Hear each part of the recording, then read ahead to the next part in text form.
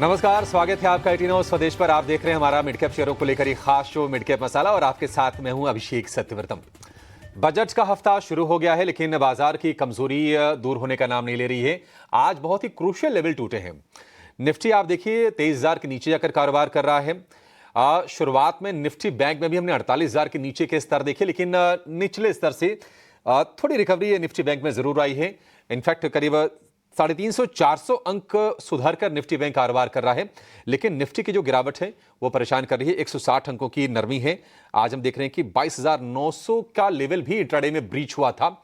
आज की अगर बात करें तो मिड कैप स्मॉल कैप में एक तरह से कोहराम मचा हुआ। पिछले अगर आप 5 दिन में देखेंगे तो 5 में से 4 सत्र में निफ्टी के मिड कैप इंडेक्स में तेज गिरावट है।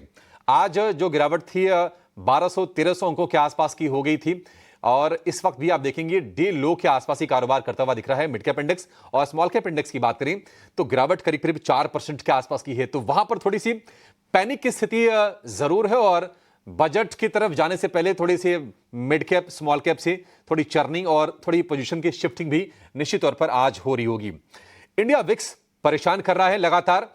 अब हम 18 के ऊपर के भी स्तर देख रहे हैं। ध्यान रखिए 15 से जो 35 की रेंज होती है उसमें वोलेटिलिटी थोड़ी सी बढ़ती है। 15 के नीचे थोड़ा सा बाजार स्टेबल होता है और 35 के ऊपर तो एक्सट्रीम वोलेटिलिटी होती है। तो ये वोलेटिलिटी बढ़ रही है। अगर इंडिया विक्स 15 के आसपास नहीं आता है तो ये जो बाजार की चिंता है थोड़ी सी बनी रहेगी। और एक जो चिंता बाजार को लगातार परेशान कर रही है वो है एफआईआईज की सेलिंग। लगातार बिकवाली के आंकड़े आ रहे हैं। क्वांटम घट जरूर रहा है, लेकिन जो चिंताएं हैं वो छट नहीं रही है। तो ये टेंशन बाजार के लिए जरूर है। तो एक काम करते हैं, मिड कैप में आज मेगा एक्शन कहां पर हो रहा है ये आपके सामने लेकर आते हैं। उसके बाद हम कोशिश करेंगे अपने एक्सपोर्ट को जोड़कर आपके लिए निफ्टी की रणनीति जाने की और ट्रेड्स कहां पर आपकी बन रहे हैं वो लेकर आएंगे। फिलहाल 3 तस्वीरें आएंगी आपके स्क्रीन पर जिसके जरिए आपको पता चल जाएगा कि मिड कैप में आज हो क्या रहा है। तो पहली तस्वीर में आपको देखेगा आईडीएफसी फर्स्ट बैंक 7% टूटा है और उसकी वजह यह है कि तीसरी तिमाही में मुनाफा 53% घटकर रह गया है 339 करोड़ रुपए। तो मुनाफा हो गया है आधा। इसके चलते परेशानी हो रही है शेयर में। बैंक ऑफ इंडिया में 4% की तेजी है और सालाना आधार पर मुनाफे में करीब करीब 35% के आसपास की बढ़ोतरी हुई है। इसके चलते ये शेयर चल रहा है। लेकिन AU small finance bank Nomura ने डाउनग्रेड किया है शेयर को और 7% गिरकर ये कारोबार कर रहा है। न्यूट्रल से घटाकर है रिड्यूस की रेटिंग। लक्ष्य दिया है 580 रुपए का। तो ये 3 शेयर, इस पर आगे भी हम एक्सपोर्ट से राय लेंगे, लेकिन अपने एक्सपोर्ट को जोड़ लेते हैं और उनसे समझते हैं कि बाजार में आपकी रणनीति अभी क्या होनी चाहिए। हमारे साथ जुड़ गए हैं मेरे एसेट शेयर खान के कुणाल शाह। कुणाल जी, बहुत शुक्रिया आपका समय देने के लिए। स्वागत है आपका 18 स्वदेश पर। सीधे चलिए शो की शुरुआत कर लेते हैं निफ्टी के 3 घंटे के ट्रेड से।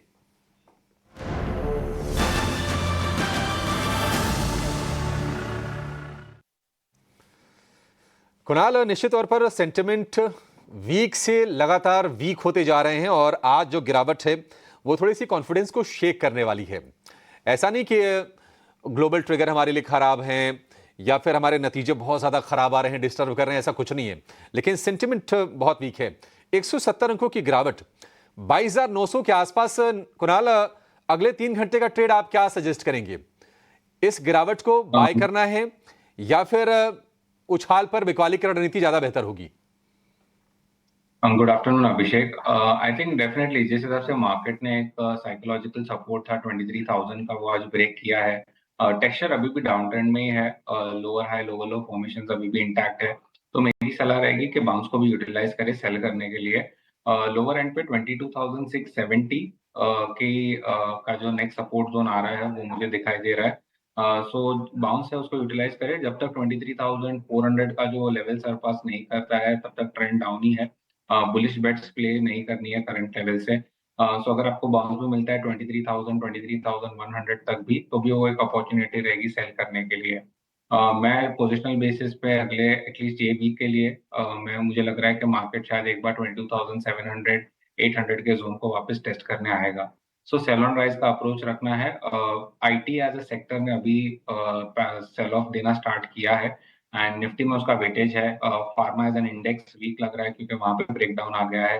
सो आपके जो सेक्टर्स थे जो निफ्टी को बचा रहे थे जब वही अभी स्टार्ट हो गया है गिराने के लिए, तो आई थिंक ये फॉल और भी एग्रीवेट होगा। 22,800 700 का जोन वापस निफ्टी टेस्ट करने आएगा।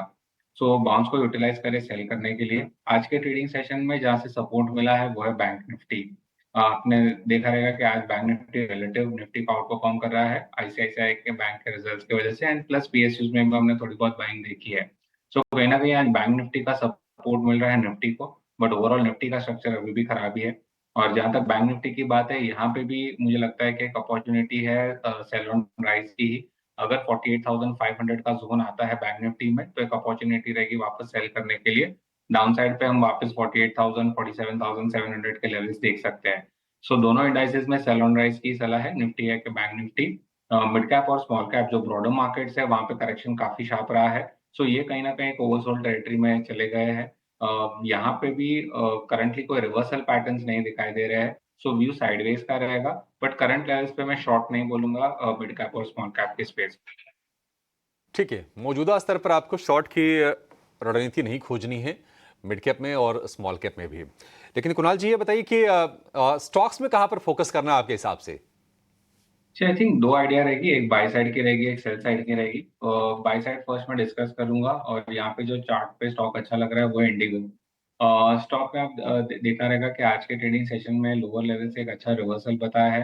हमने देखा है कि लोअर लेवल से जो अच्छी खासी बाइंग दिखाई दे रही है वो सस्टेन्ड बाइंग है। एंड यहाँ पे स्टॉक अपने 20 डीएमए को भी ब्रेक करने में, तो एक शॉर्ट टर्म आपको ट्रेडिंग बेट मिल जाएगी। सो इंडिगो पे लॉन्ग करने की सलाह रहेगी। स्टॉप लॉस रखना चाहिए 3,900 का। टारगेट्स रहेंगे 4,400 और 4,500 के इंडिगो में। जो सेकंड आइडिया है वो है सेल साइड पे है, बैंकिंग स्पेस में से रहेगा। ऑलरेडी स्ट्रक्चर वीक था, सिर्फ रिजल्ट्स के लिए वेट कर रहा था स्टॉक। आई थिंक रिजल्ट्स भी ठीक ठाक आए हैं। तो मुझे लग रहा है यहाँ पे एक सेलिंग की अपॉर्चुनिटी मिल जाएगी बाउंस पे। स्टॉक का नाम है एयू बैंक। एयू बैंक आपने देखा रहेगा कि लास्ट एटलीस्ट एक महीने के ट्रेडिंग सेशन से स्टॉक हमेशा अपने 200 डीएमए के नीचे ट्रेड कर रहा है। प्लस एक डेथ क्रॉसओवर आ गया है जहाँ पे 200 डीएमए ने अपने 50 डीएमए को भी क्रॉस कर दिया है। सो कहीं ना कहीं ये एक अपॉर्चुनिटी है सेल ऑन राइज की। 557 चल रहा है, अगर आपको 560 के आसपास स्टॉक मिलता है तो एक आइडियल अपॉर्चुनिटी रहेगी सेल करने के लिए। हायर लेवल्स पे 580 का एक स्टॉप लॉस रखना है, और लोअर लेवल्स पे मैं जो टारगेट्स देख रहा हूँ वो है 540 और 535 के। ठीक है, 534 520 के टारगेट होंगे एयू स्मॉल फाइनेंस बैंक के लिए। ये सेल की रिकमेंडेशन है, और इंटरग्लोब एविएशन जिसको हम देख रहे हैं कि क्रूड का भी बेनिफिट मिल रहा होगा, और लोअर लेवल से ये शेयर स्ट्रेंथ दिखा रहा है लगातार। 4,400 4,500 रुपए तक के टारगेट्स आपको इसमें बनते हुए दिखाई देंगे। स्टॉप लॉस होगा 3,900 रुपए का। तो इंटरग्लोब है buy, AU small finance bank है सेल। एक बैंकिंग फाइनेंशियल स्पेस से एक और शेयर के बारे में आप जरा व्यू दीजिए कुणाल जी, वो है आईडीएफसी फर्स्ट बैंक का। ये शेयर देखिए, हमने देखा था कि 80-85 के रेंज में गया था, वहां से गिर के फिर से 50 से 60 रुपए वाली रेंज में आ गया है। आज तेज गिरावट है, और 7% टूट गया नतीजों के बाद ये शेयर, क्योंकि प्रॉफिट इसका हो गया है ऑलमोस्ट आधा। आईडीएफसी फर्स्ट बैंक कहां तक और गिरेगा शेयर ये? स्ट्रक्चर अभी भी वीक ही है। जो फॉल दिखाई दे रहा है मुझे लग रहा है कि डाउन साइड पे एटलीस्ट 50 के लेवल्स टेस्ट करने आएगा। यहाँ पे भी सिंस ऑलरेडी स्टॉक 7% डाउन है, तो आपको कोई बाउंस मिले 57.8 चल रहा है, अगर 59-60 के आसपास मिलता है तो एक आइडल अपॉर्चुनिटी रहेगी सेल करने के लिए। वहां से वापस स्टॉक 50 के लेवल्स बता सकता है। ठीक है, आईडीएफसी फर्स्ट बैंक को लेकर ये व्यू आपके लिए। लेकिन बजट पर सभी की नजरें हैं। आज को मिला लें तो 5 ट्रेडिंग सत्र रह गए हैं बजट पेश होने में। 1 फरवरी को वैसे तो शनिवार है, लेकिन बाजार खुला रहेगा, उस दिन बजट पेश होगा। पूरी की पूरी जो नजरें हैं उसी पर है। और बजट में एक सेक्टर निश्चित तौर पर फोकस में रहेगा, वो है हाउसिंग का। क्योंकि हाउसिंग, या फिर ये कह लें कि अफोर्डेबल हाउसिंग को लेकर कुछ न कुछ ऐलान वित्त मंत्री की तरफ से जरूर किए जाएंगे। और अगर हाउसिंग को लेकर ऐलान किए जाते हैं तो हाउसिंग से रिलेटेड ना मल्टीपल सेक्टर से, रियल एस्टेट से जुड़ी अगर हम मोटा मोटी बात करें तो 28 से 30 इंडस्ट्रीज हैं वो जो सीधे इंपैक्टेड होती हैं। उसको आप रियल एस्टेट के एंसिलरी सेक्टर को कह सकते हैं, और उसमें से एक वो कंपनीज हैं जो कि प्लाईवुड बनाने का काम करती हैं। बजट की उम्मीदों पर बातचीत करने के लिए हमारे साथ जुड़ गए हैं सेंचुरी प्लाई के ईडी केशव भजन का। केशव जी, बहुत शुक्रिया आपका समय देने के लिए। स्वागत है आपका 18 स्वदेश पर। केशव जी, सबसे पहला सवाल यही है कि आपकी इंडस्ट्री बजट में हाउसिंग को लेकर क्या उम्मीदें करके चल रही हैं और आप लोगों ने क्या डिमांड्स रखी थी अपनी? गुड आफ्टरनून, धन्यवाद मुझे इस शो पे बुलाने के लिए।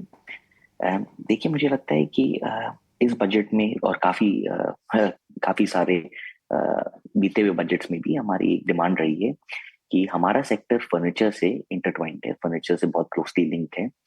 एंड काफी बारी ये बात उठी है कि फर्नीचर पे एक पीएलआई स्कीम आने वाला है जो इंश्योर करेगा कि इंडियन फर्नीचर मैन्युफैक्चरर्स भी ग्लोबल प्लेयर से कंपेरेटिव हों। जैसे आप जानते हैं कि इंडिया में कुछ डिसएडवांटेजेस है बट काफी सारे एडवांटेजेस भी हैं।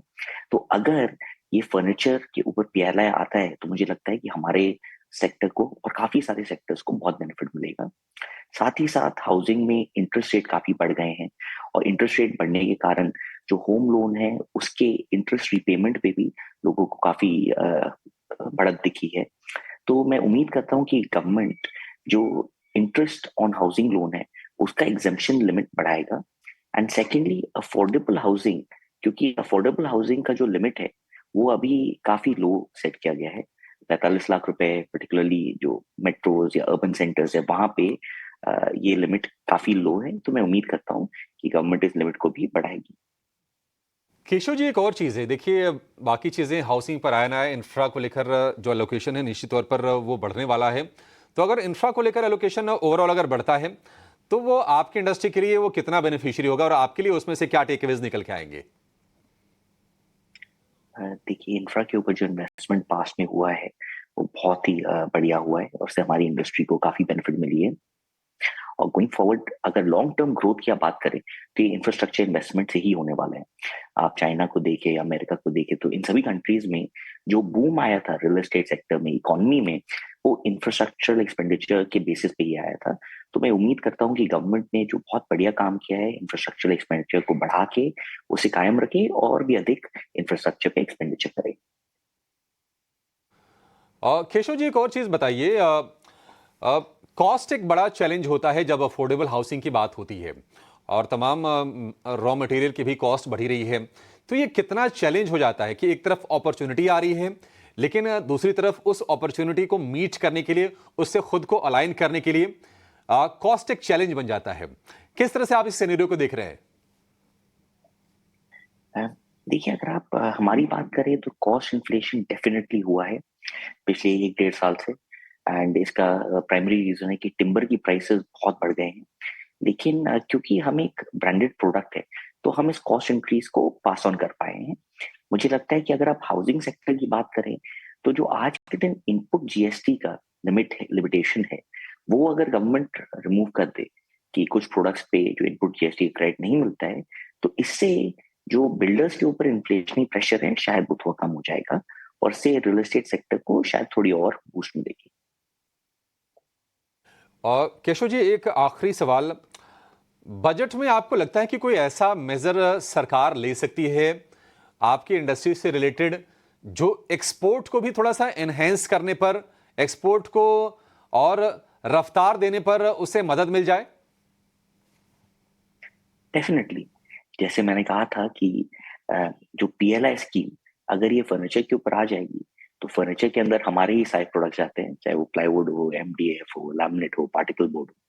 तो अगर फर्नीचर के ऊपर पीएलआई आती है तो इससे इंडिया ग्लोबली और कंपेटिटिव होगी। और आप देखेंगे ये वियतनाम जैसे कंट्रीज, चाइना जैसे कंट्रीज ग्लोबली काफी काफी अधिक बिलियंस ऑफ डॉलर्स के एक्सपोर्ट करते हैं। तो इंडिया में भी ये पोटेंशियल जरूर है और होपफुली गवर्नमेंट ये स्कीम लेके आएगी। Keshav sir, thank you so much, अच्छा लगा आपसे बातचीत करके। उम्मीद करेंगे कि बजट के अराउंड या बजट के दिन आपसे फिर से मुलाकात होगी और बजट के जो अनाउंसमेंट्स होंगे उसको समझने की आपसे विस्तार से कोशिश करेंगे। जल्दी मुलाकात होगी sir, thank you so much, अच्छा लगा आपसे बातचीत करके। चलिए आगे बढ़ेंगे, एक राय लेते हैं जरा सेंचुरी प्लाई को लेकर। कुणाल, सेंचुरी प्लाई कैसा लगता है आपको चार्ट इसका? आज तो थोड़ी कमजोर हम देख रहे हैं कि शेयर में चाल है। आई थिंक हायर लेवल्स पे हम देखेंगे टेक्निकल चार्ट्स पे तो कंसोलिडेशन का फेज है। यहाँ पे जो स्टॉक को रेजिस्टेंस है वो है 840 850 के जोन के आसपास, और जो लोअर एंड पे सपोर्ट है वो है 730 740 का जोन। तो ये 100 पॉइंट की रेंज है जिसमें स्टॉक फंसा हुआ है।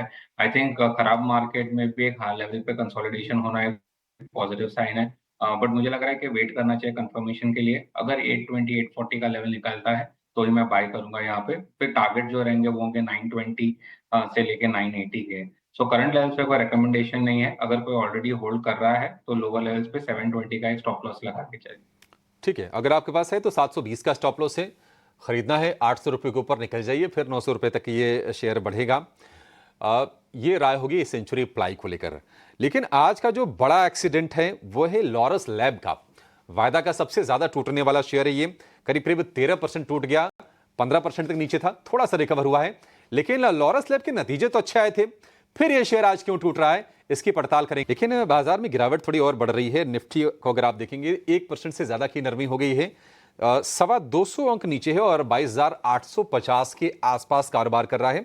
और जो एडवांस डिक्लाइन का जो रेशो है वो लगातार वो पुअर हो रहा है। इस वक्त करीब 250 शेयर ऊपर हैं और उसके मुकाबले करीब करीब 2500 शेयर गिरावट के साथ कारोबार कर रहे हैं। इससे आप समझ सकते हैं कि मिड कैप और स्मॉल कैप में क्या गहरी मार आज पड़ती हुई दिखाई दी है। आज की गिरावट में हम देख रहे हैं कि आईटी शेयर धराशायी हो रहे हैं। टेक महिंद्रा, विप्रो, एसएलटेक, टीसीएस, इन्फोसिस, ये 5 शेयर आज निफ्टी के 10 सबसे ज्यादा गिरने वालों शेयरों की सूची में शामिल हैं। और इसके अलावा हम देख रहे हैं कि मेटल और पावर शेयरों का मूड भी आज खराब होता हुआ दिख रहा है। और आईटी में गिरावट की वजह यह है कि इस हफ्ते अमेरिका में जो बड़ी जो टेक कंपनीज हैं उनके नतीजे आएंगे। अमेजॉन के, एनवीडिया के, माइक्रोसॉफ्ट के, मेटा के, अल्फाबेट के, ये सारे के सारे नंबर्स इस हफ्ते आते हुए दिखाई देंगे। तो उसके चलते थोड़ा सा कॉशियस अप्रोच हम देख रहे हैं आईटी शेयरों में भारत के भी। लेकिन आईटी के साथ साथ एक शेयर फार्मा, उसका एक शेयर है लॉरस लैब्स। आज करीब 13% ये शेयर टूट गया। शुक्रवार को इसके नतीजे आए थे और नतीजे तो अच्छे आए थे, उस दिन शेयर चला भी था। लेकिन आज ये शेयर क्यों टूटा है, क्यों आज का ये एक्सीडेंट बना है लॉरस लैब्स 13% की गिरावट के साथ, ये बताने के लिए हमारी सहयोगी आशीषा हमारे साथ जुड़ गई हैं। आशीषा, बताइए क्या चल रहा है खबरों में, क्या रिपोर्ट्स आ रही हैं लॉरस लैब्स को लेकर? बिल्कुल, नतीजे तो ठीक ठाक थे, लेकिन उसके बावजूद स्टॉक में करीब 12 से 13% की गिरावट आज के सत्र में दिखी है। और उसके पीछे की वजह यह है कि जो पहले फंडिंग की जाती थी एड्स और एचआईवी के वायरल के लिए, वायरल मेडिकेशन के लिए, उस पर रोक लगा दी गई है। तो जो फंडिंग किया जाता था उस पर रोक लगाई गई है। और कुछ स्टेटिस्टिक्स प्रोवाइड करें तो PEPFAR यानी president's emergency plans for aid relief, इसके लिए जो फंडिंग की थी उस पर रोक लगाई गई है। 2003 में ये शुरू किया गया था और इसके चलते 20 मिलियन लोगों की लाइफ बचाई गई है अक्रॉस 55 कंट्रीज़।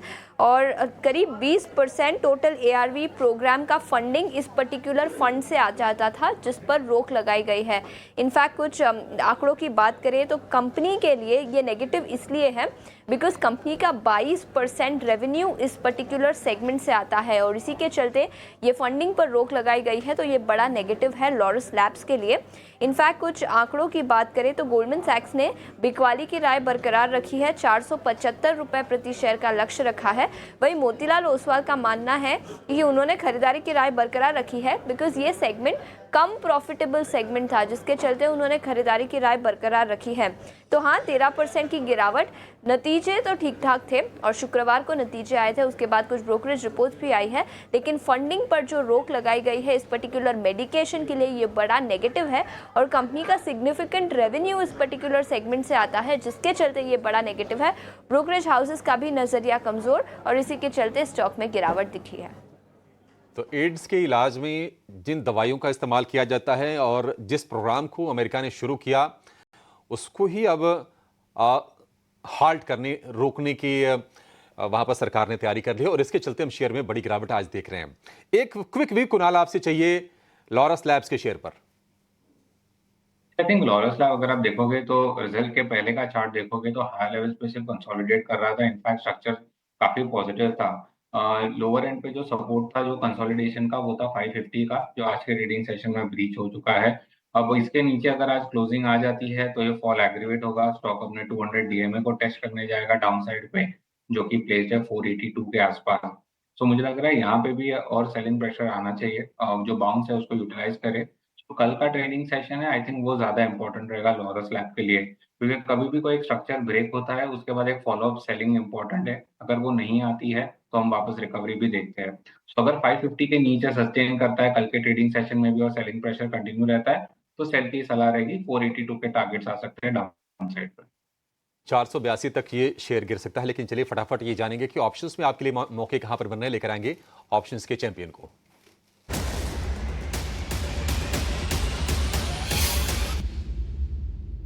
सेंट्रल ब्रोकिंग के नीलेश जैन हमारे साथ हैं। नीलेश जी फटाफट बताइए मौके कहां पर आपको दिख रहे हैं। नमस्कार। नमस्कार अभिषेक जी।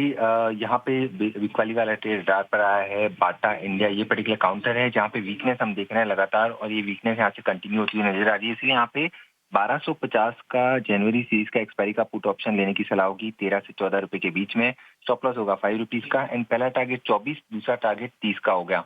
इसका लॉट साइज 375 का है, इसीलिए पर लॉट जो रिस्क है वो अप्रोक्सीमेटली 3000 का है एंड पर लॉट रिवॉर्ड अप टू 6000 तक के बनते हुए नजर आ सकते। तो ओवरऑल अंडरलाइन है हमें यहाँ से 1230 से लेके 1200 की जोन में जाती हुई नजर आ रही है, इसलिए यहाँ पे पुट ऑप्शन खरीदने की सलाह होगी। पुट ऑप्शन खरीदना यानी कि ये एंटिसिपेट करना कि शेयर नीचे की तरफ जाएगा, आपको खरीदना है 1250 वाले पुट जो आपको मिल जाएगी 13 से 14 रुपए के भाव पर, और लक्ष्य 24 से 30 रुपए का, स्टॉप लॉस 5 रुपए का आपको लगा के चलना है। रिस्क रिवॉर्ड रेशियो भी बढ़िया है, अधिकतम मुनाफा 6000, अधिकतम नुकसान 3000 रुपए का, तो 1:2 का रिस्क रिवॉर्ड का रेशियो है। बहुत शुक्रिया आपका आज नीलेश समय देने के लिए और हमें ये बेहतरीन स्ट्रेटजी बताने के लिए। और अब लास्ट में लेकर आएंगे निवेश के लिए एक बढ़िया शेयर मिड कैप का महारथी।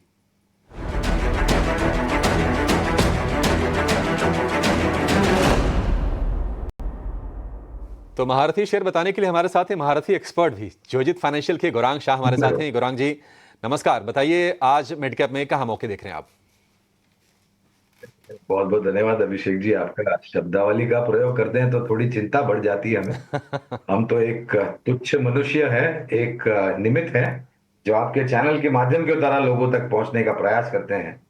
तो आज जिस शेयर का चयन हमने किया है वो निर्माण कार्य क्षेत्र से है। ये मझौली नहीं, ये छोटी मझौली कंपनी आप कह सकते हैं, और अच्छा खासा करेक्शन भी हमने आते हुए देखा है। और क्योंकि बजट 1 फरवरी को इस शनिवार को आएगा और निर्माण कार्य क्षेत्र से हमें लग रहा है कि जिस प्रकार से सरकार ने बजट का आवंटन किया है निर्माण कार्य को लेकर के पिछले कई वर्षों से, वो निरंतर इस बजट में और आने वाले बजट में जारी रहेगा। मैं बात कर रहा हूँ दिलीप बिल्डकॉन लिमिटेड कंपनी की।